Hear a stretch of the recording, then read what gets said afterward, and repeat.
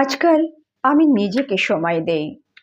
ঘরে ভাঙা চেয়ারে ধুলো জমেছে কিনা, পর্দার রং মলিন হয়েছে কিনা, বা সিঙ্কের থালা বাসন মাজার প্রয়োজন আছে কিনা, এসব নিয়ে আর মাথা ঘামাই না। কত দিন ধরে নিখুঁত সংসারের দায়িত্ব কাঁধে নিয়েছিলাম, কিন্তু একদিন বুঝলাম এই সংসার নিখুঁত করে তোলার আমার একার দায়িত্ব নয়। এক সময় সব কিছু নিখুঁত রাখতে চেয়েছি। সকালের নাস্তা থেকে রাতের খাবার সবটাই যত্ন নিয়ে করেছি। তবে বিনিময়ে আমি কি পেয়েছি? একটা ক্লান্ত শরীর আর দিন দিন ভারী হতে থাকা একাকিত্ব। আমার কাছে কেউ জানতে চায়নি আমি কেমন আছি।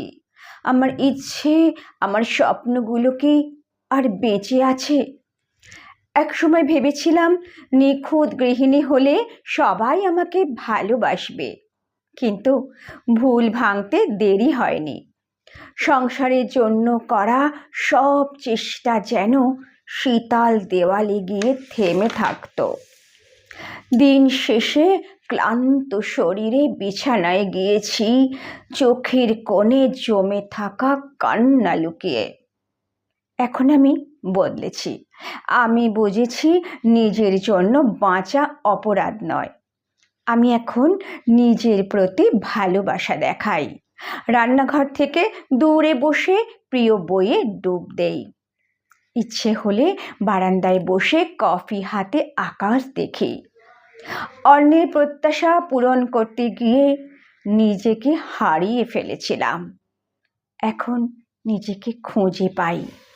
সংসার এখনো চলছে, কিন্তু এখন আর আমি নিখুঁত হওয়ার প্রতিযোগিতায় নামি না।